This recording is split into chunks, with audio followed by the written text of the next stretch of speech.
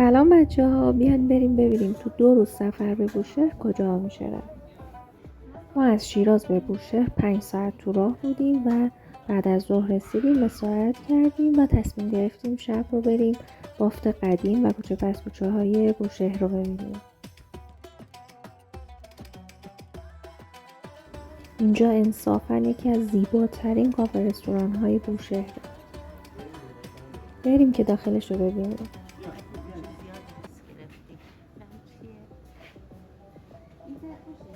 خب ما خیلی تلاش کردیم که رستوران‌هایی پیدا کنیم که خیام خانی داشته باشن. تو همین رستوران‌های این کوچه پس کوچه ها هم زیاد بود، اما به خاطر شرایط بهمن 404 اصلا هیچ موسیقی زده نمیشد. بازار قدیم، بافت قدیم بوشهر.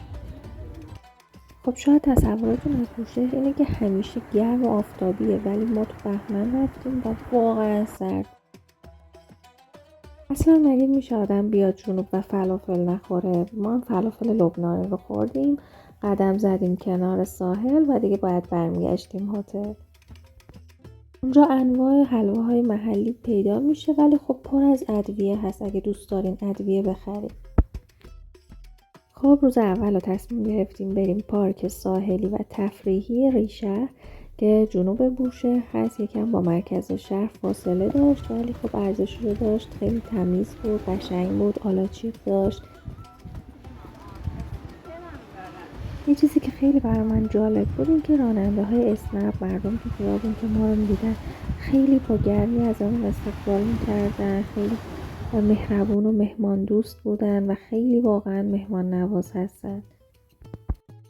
ما تصمیم گرفتیم که بریم یه رستوران ساحلی و بهمون گفتن برید رستوران میدان، ولی واقعا راضی نبودیم. همینطور که میبینید خیلی ساحلی نبود، دور بود به دریا و کیفیت غذا اصلا در حد قیمت نبود، بسیار بسیار گرون بود.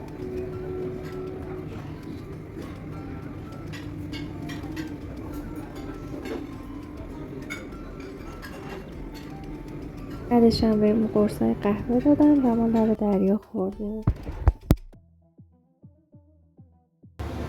بازار سنتی بوشهر. خب شب اومدیم بازار سنتی بوشهر و پاساژهای مختلف رو گشتیم. اینجا من ترشی انبه خریدم، ولی متاسفانه وقتی رفتم خونه دیدم که کاملا ترش کرده و مزه بدی گرفته. اونجا نخود با آب قلم خیلی معروفه و واقعا خوشمزه بود. بریم بازارهای گناوه رو ببینیم. بوشهر به گناوه 1 ساعت تقریبا تو راهه. بازار گناوه، بازار میوه فروشیاش. بابا این ماهی ها رو